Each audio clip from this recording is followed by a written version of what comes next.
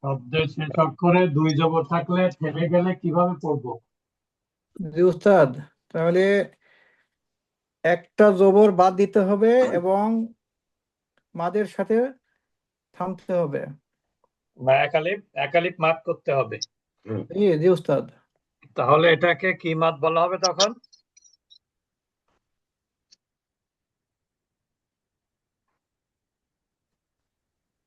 এটাকে তখন কি মাদে নামকরণ করা হবে? বেসিক এক আলিফ টান, মাদ্দে এক আওয়াজ। এক এক এক উস্তাদ। মাদ্দে এও এও বলেন, আমি মাদ্দে এওয়াজ। আওয়াজ। শুরু দিয়ে কি হবে? মাদ্দে এওয়াজ। এওয়াজ। এওয়াজ। মাদ্দে আওয়াজ। আচ্ছা, তারপরে বলবেন হলো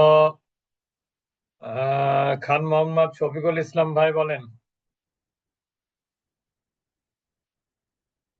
জি খান হুজুর বলেন। মোহাম্মদ শফিকুল ইসলাম ভাই, আপনি বলবেন হচ্ছে শব্দের শেষ অক্ষরে যদি খাড়া জবর থাকে সেখানে থামলে কিভাবে পড়তে হবে, কিভাবে থামতে হবে? ও খাড়া জবর হুজুর নর্মাল ভাবে পড়তে হবে। আহ, ওই যে হোয়াট ডু ইউ একালিপ। Mean, what do you mean normal normal? খুব একটা উদাহরণ দেন দেই, এটা বার করে দেই। বার করলে তো পাশে লেখাই আছে কি করতে হবে, আমি এটা লিখে দেখাচ্ছি। দেন তো ভুলে গেছে মনে আসছে।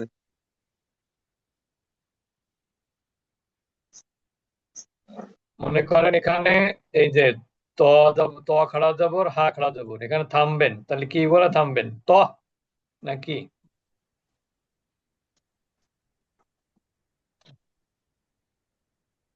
হুম, তো মনে পড়তেছে না হুজুর, ভুলে গেছে, মনে পড়তেছে না। তাহলে তো কোরআন যখন সামনে আসবে তখন কি করবেন, তখন কি আমারে খুঁজবেন? হ্যাঁ, কোরআন সামনে আসলে তখন আমায় খুঁজবেন নাকি? আচ্ছা, এটা হচ্ছে খাড়া জবরের ক্ষেত্রে যা আছে তাই পড়তে হবে, নর্মাল যেটা বলেছেন না, ওই জন্য আপনারা জিজ্ঞেস করেছি what do you mean normal. Normal পড়তে হবে মানে খাড়া জবরটাই পড়তে হবে, এখানে সাকিন করে পড়া যাবে না। বুঝেছেন শফিকুল ইসলাম ভাই? বুঝছি হুজুর, গ্রামার তো মাঝে মাঝে মনে থাকে না। ওকে, থ্যাংক ইউ হুজুর। আচ্ছা, এরপরে যদি শব্দের শেষ অক্ষরে খাড়া জের থাকে অথবা উল্টা পেশ থাকে তাহলে কিভাবে থামবো, এটা বলবেন হলো রবিউল আওয়াল ভাই। এটা খাড়া জের থাকলে জেরের উচ্চারণ হবে না, ওইটা অক্ষরের উপরে সাকিন হয়ে যাবে। আর উল্টা পেশ? উল্টা পেশ থাকলেও তাই হবে। আচ্ছা, মাশাআল্লাহ। মাশাআল্লাহ। আচ্ছা, এবার হচ্ছে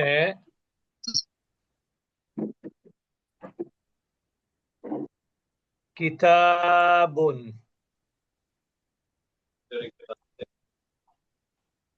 কিতাবুন শব্দটা শেষে যদি আমি থামি বায়ের উপরে, তাহলে কিভাবে থামবো এটা বলবেন মোস্তফা খান ভাই। রোকন ভাই নাই আজকে?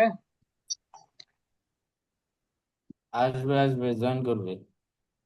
মোস্তফা খান এটা ভাই বলেন। জি হুজুর, এটা কিতাব, এটা কলকলা করতে হবে আর কি। কিতাব। প্রথম উত্তর কলকলা না, প্রথম উত্তর এটা সাকিন করতে হবে। জি, সাকিন করে কলকলা আর কি। সাকিন করতে হবে, কারণ আপনি যদি কলকলার কথা বলেন তাহলে একটা প্রশ্ন এসে যায়, কলকলা তো সাকিন ছাড়া হয় না। বুঝতে পেরেছেন? জি জি আচ্ছা। জি হুজুর, বুঝতে পারছি।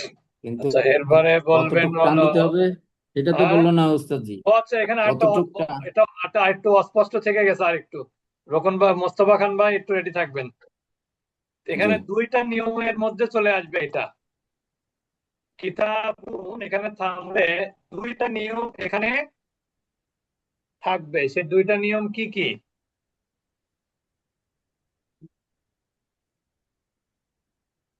একটা তো বললেন যে দুইটা। সাকিন হবে, সাকিন হলে কলকলা হবে, আরেকটা কি জি, হবে? আরেকটা হবে হুজুর, ওই কি হবে বলেন? এটা হুজুর বলতে পারতেছি না, একটু আপনি বলে দেন। আপনি চেষ্টা করে দেখেন, পারবেন ইনশাল্লাহ। থামার আগের অক্ষরে আলিফ মাদ আছে, তাহলে থেমে গেলে কি এটা হবে? ইয়া হুম, বায়ের আগে আলিফ মাদ আছে, এখন আপনি থেমে গেলে তখন কি মাদ হবে? আমাদের ইওয়াজ না না না, মাদ্দে আওয়াজ তো দুই জবর থাকলে হতো। ও জবর থাকলে হবে। মাদ্দে আচ্ছা আচ্ছা। আরজি, মাদ্দে আরজি। আরজি, ওকে। কারণ হচ্ছে বেসিক মাদের পরের অক্ষরে থামার কারণে সাকিন হলে সেই বেসিক মাদটা 3 আলিফ মাদে চলে যাবে। কয় আলিফ মাদে? 3 আলিফ মাদ, আচ্ছা। 3 আলিফ মাদে চলে যাবে। সেটা কোন কোন ক্ষেত্রে? আলিফ মাদ, ওয়াও মাদ, ইয়া মাদ, খাড়া জবর, খাড়া জের, উল্টা পেশ, যেটাই থাকুক না কেন, আপনি যদি সেখানে থেমে যান বেসিক মাদের পরের অক্ষরে থামার কারণে যদি সাকিন হয়, সেই ক্ষেত্রে এটা হবে। কিন্তু যদি আপনি এইভাবে থামেন, দেখেন এখানে আরেকটা জিনিস খেয়াল করি সবাই। যদি আমি এখানে কিতাবান, এখানেও থেমে যাচ্ছি, তাহলে এখানে থেমে গেলে এই দুইটার শব্দের মধ্যে কি কি নিয়ম আমরা পাবো, এটা একটু বলবেন হলো আমাদের এটা বলবেন হচ্ছে আবু তালেব ভাই, বলেন। থেমে যাব, সেই ক্ষেত্রে কি কি নিয়ম পাবো? উস্তা- থেমে গেলে হলো একটা নিয়মে পাবো উস্তাদ, এই যে শেষে একটা মানে এক আলিফ মাদ করে পড়তে হবে। ওটাকে কি দুই মাদ জবর বলে? থাকলে থেমে গেলে কি মাদ? ওটাকে কি এটা মাদ হলো হবে? ওটার নাম? এটা মধ্যে আওয়াজ হবে, আচ্ছা, এখন মধ্যে আমরা আওয়াজ। তো আগেরটায় দেখলাম, দেখেন এইবার আরেকটা শব্দ দেখাই, যে আগে যেটা লেখা ছিল কিতাবুন। এখানে মোস্তফা খান ভাই যেটা বলতে পারেননি সেটা ছিল হচ্ছে বেসিক মাদের পরের অক্ষরে থেমে গেলে সুকুন হলে এটা মাদে আরজি হবে। তো এইখানে এখানেও তো একটা মাদ আছে, তা থেমে গেলে এই মাদটা কি কি মাদ হবে? এখানে তো বুঝলাম যে মাদে এওয়াজ হবে, এক আলিফ মাদ হবে, তাতে কি মাদ হবে? এটা প্রায় কাছাকাছি না, একই রকম না? এখানে তাহলে তারপরে আলিফ আছে, এখানে তারপরে আলিফ আছে, এখানে দুই পেশ আছে, এটা এখানে মধ্যে আরজ হবে। হ্যাঁ, কেউ বলবেন না যে কে যেন কথা বললো? মধ্যে আরজ হবে উস্তাদ। মধ্যে আরজি হতে গেলে কি কন্ডিশন কি? তাহলে উস্তাদ আমাকে বলছেন না, আবু তালেব বলছে হ্যাঁ হ্যাঁ, মধ্যে আরজি হবে কেন? মধ্যে আরজির মধ্যে নিয়মটা কি বললাম? আরজ হতে গেলে মধ্যে বেসিক আরজি হতে হবে। মাদের পরের অক্ষরে যদি থামা লাগে, মানে থামতে হয়, বেসিক থামলে কি? মাদের পরে হ্যাঁ, বেসিক যদি মাদের পরের অক্ষরে কোনো থামলে কি মধ্যে অক্কার আরজি কারণে হয়? থামা হয়। না, থামলেই কি মধ্যে আরজি হবে? জি না উস্তাদ, তাহলে আর কি আপনি মধ্যে আরজি হবে জি বললেন না যে, তাহলে উস্তাদ, বেসিক মাদের পরে যদি আমার পরে সেটা সুকুন হয়, সেই তো ক্ষেত্রে এখানে তো হলো সুকুন হয়নি। মাদে আরজ। এখানে তো সুকুন হয়নি। না না উস্তাদ, এটা দুই পেশা হলে তো সুকুন হয়ে যাবে যদি থামি আমি। হ্যাঁ, দুই পেশ ওস্তাদ না, জি, আবু এইটা তালিব তো ভাই তো এটা এবার ওই আমি যে যদি প্রথমটা এখানে বলতেছে। যদি থামি, জি জি। এইটা কি হবে? এটা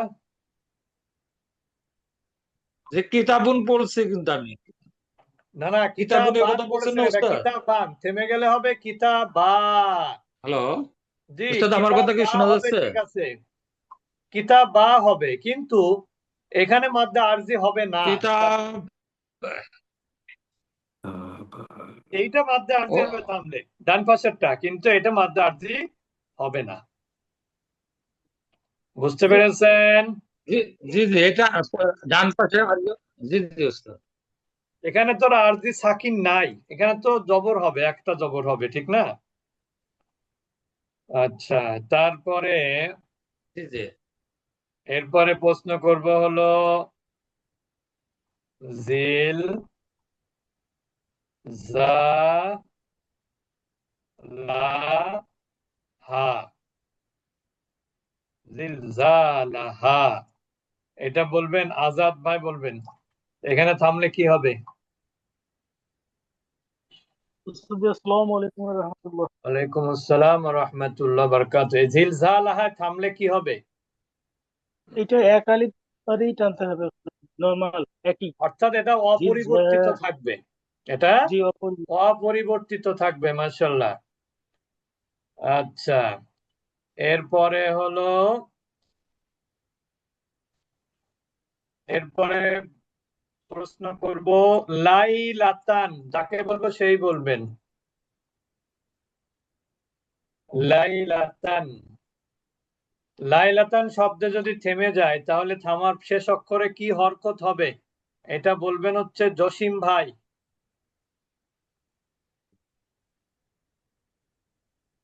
লাইলাতান, এখানে থামলে কি হবে? জসিম ভাই মিউট আছেন? জসিম ভাই মিউট। আনমিউট করতে হবে। একটা জি। জবর হবে লাইলাতা। নাউজুবিল্লাহি মিন জালিক। আচ্ছা, দেখি এইবার আরেকজন মনে বলুক। থাকবে, আমাদের এইবার এটা মোখলেস মনে ভাই কই? থাকবে সারাদিন। মোখলেস ভাই, মোখলেস আসসালামু ভাই, আলাইকুম হুজুর। I am hopeless. জি হুজুর। এখানে থামলে কি হবে? লাইলাতানে থামলে কি হবে?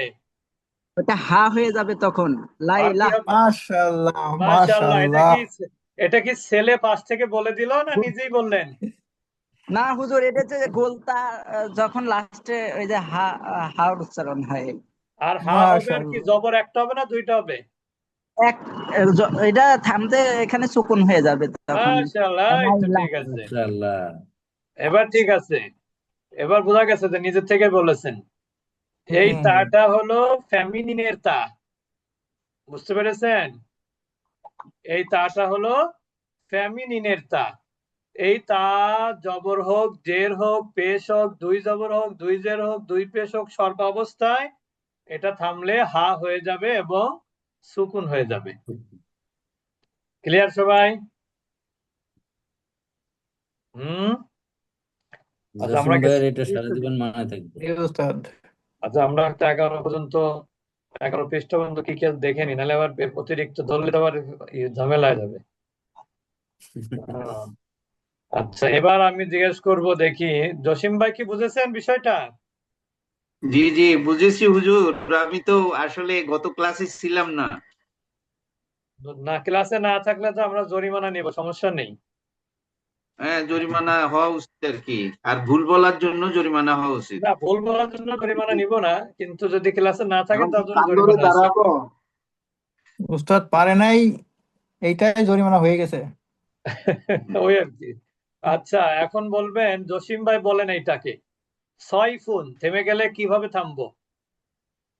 আমি আর সাইফুন হুম, না, সয়ফুন। উস্তাদজি বলতে পারবেন, আমার প্রিপারেশন নাই।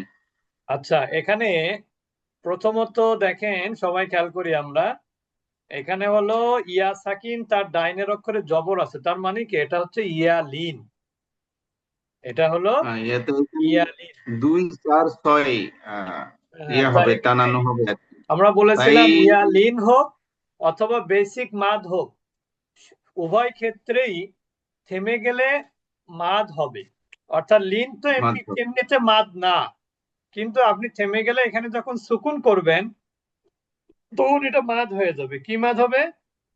মাদ্দে লিন হয়ে যাবে, কারণ মাদ্দিলি। ইয়াটা হচ্ছে লিনের হরফ এখানে। আর মাদ্দে লিনের পরিমাণ এক আলিফ থেকে শুরু করে নিয়ে 3 আলিফ পর্যন্ত মাদ সঠিক করতে পর্যন্ত। পারবেন আপনি। কিন্তু হুজুর এখানে ওই যে কোরআন শিক্ষা, ইয়ে যেটা আছে কোরআন পড়ুন, এখানে লিখছে 2 আলিফ 4 আলিফ 6 আলিফ পর্যন্ত হতে পারে। হ্যাঁ হ্যাঁ, ঠিক আছে তো। বুঝতে পেরেছেন এবার? 2 আলিফ সর্বনিম্ন, মানে 2 আলিফ তো না, 2 হারাকা আর কি। ওটা 4 আলিফ না, 4 হারাকা। 2 হারাকা মানে কি? 1 আলিফ। জি, তাহলে 3 আলিফ পর্যন্ত হবে। হ্যাঁ হ্যাঁ, 3 আলিফ মানে হচ্ছে 4 হারাকা। 4 আলিফ সমান সমান 6 হারাকা। আচ্ছা, তাহলে এটা আমাদের, এরপর আমরা আজকে শুরু করব নতুন জায়গায় পড়াটা।